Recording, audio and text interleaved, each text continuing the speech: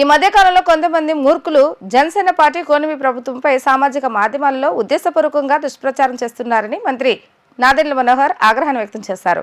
అలాంటి అనవసరమైన విషయాలను జన సైనికులు పట్టించుకోవద్దని ఆయన సూచించారు.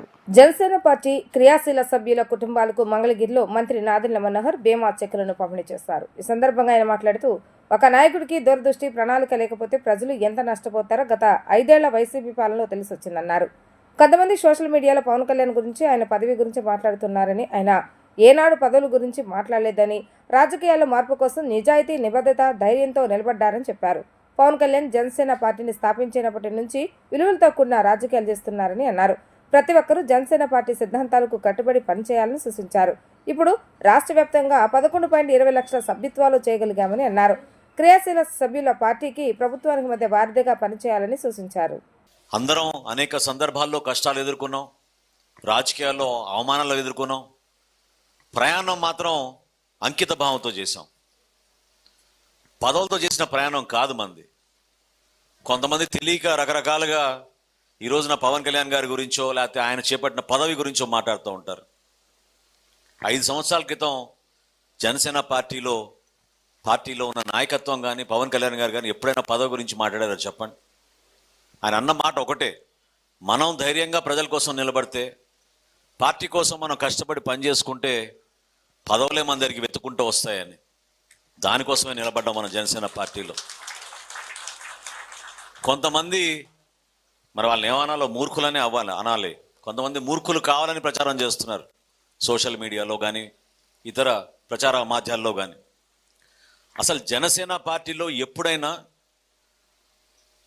ఒక పదవి వస్తేనే మేము మీకు చేయగలుగుతాం అనే మాట అన్నామా చెప్పండి? పదవి వచ్చినా రాకపోయినా ప్రతిపక్షంలో ఉన్నా ఇటువంటి కార్యక్రమాలు చేసుకుంటూనే వెళ్ళే వాళ్ళం, ఇప్పుడు కూడా చేస్తూనే ఉన్నాం. అదే జనసేన పార్టీ యొక్క గొప్పతనం. ఈరోజు ప్రభుత్వంలో ఉన్నాం అని కాదు మనకు చేసేది కార్యక్రమం. 928 మందికి 24 కోట్ల రూపాయలు మనం పవన్ కళ్యాణ్ గారి చేతుల మీదుగా ఈ బీమా పథకం ద్వారా మనం అందించాం రాష్ట్ర వ్యాప్తంగా. ఎవరు చేయగలిగారు చెప్పండి? ఇప్పుడు సడన్గా చాలా మందిలో మార్పు వచ్చింది, సంతోషం. ఇందాక హరిప్రసాద్ గారు చెప్పినట్టు ఒక కుటుంబానికి 5 లక్షలు, ఇంకో కుటుంబానికి 1 లక్ష, మరో కుటుంబానికి 50,000, లేదా స్థానికంగా ఉన్న నాయకత్వం బలంగా ఉంటే వాళ్ళందరూ కలిసి పోగు చేసి ఆ కుటుంబాన్ని ఆదుకునే విధంగా డబ్బులు ఇచ్చుకుంటూ వచ్చేవాళ్ళు. ఇతర దేశాల నుంచి మన జన సైనికులు స్పందించి వాళ్ళ గ్రామంలోనో వాళ్ళ జిల్లాలోనో ఏమైనా ఆపద జరిగితే వాళ్ళు నిలబడేవాళ్ళు మన జన సైనికుల కోసం. పవన్ కళ్యాణ్ గారు స్వయంగా ఎన్ని సందర్భాల్లో డబ్బులు ఇచ్చారో ఎంతమంది గుర్తుందో చెప్పండి. ఎన్ని కోట్ల రూపాయలు ఆయన తన సొంత నిధుల నుంచి మన ప్రజలు ఆపదలో ఉన్నప్పుడు కాపాలనే ఆలోచనతో ఆయన ఇచ్చిన సందర్భాల్లో మీరు మర్చిపోతే ఎట్లా, ఒకసారి గుర్తు చేసుకోవాలి. దానికోసం చేసాం ఈ ప్రయాణం.